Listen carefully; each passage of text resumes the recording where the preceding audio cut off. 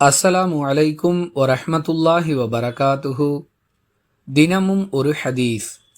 ரசூலுல்லாஹி ஸல்லல்லாஹு அலைஹி வஸல்லம் அவர்கள் லுஹர் தொழுகையில் முதல் அத்தஹியாத் இருப்பில் அமர மறந்து விட்டார்கள். தொழுகையை நிறைவு செய்யும் பொழுது சலாம் கொடுப்பதற்கு முன்பாக இருப்பில் அமர மறந்ததற்கு பரிகாரமாக தக்பீர் கூறி 2 சஜ்தாக்களை செய்தார்கள். மக்களும் அல்லாஹுவின் தூதர் ஸல்லல்லாஹு அலைஹி வஸல்லம் அவர்களுடன் சேர்ந்து 2 சஜ்தாக்களை செய்தனர் என அப்துல்லாஹ் இப்னு புஹைனா ரதியல்லாஹு அன்ஹு அவர்கள் அறிவிக்கிறார்கள். நூல் புகாரி, ஹதீஸ் எண் 1230.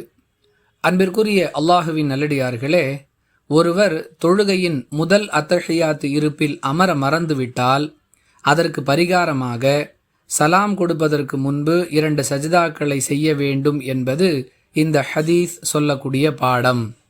தொழுகையின் இருப்பில் அமர மறந்துவிட்டோமே, என்ன செய்வது, நம்முடைய தொழுகை ஏற்கப்படுமா இல்லையா என்றெல்லாம் பதட்டப்பட தேவையில்லை.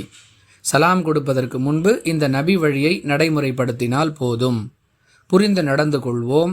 வாஹிரு தஅவானா அனில் ஹம்துலில்லாஹி ரப்பில் ஆலமீன். அஸ்ஸலாமு அலைக்கும் வரஹ்மத்துல்லாஹி வபரகாத்துஹு.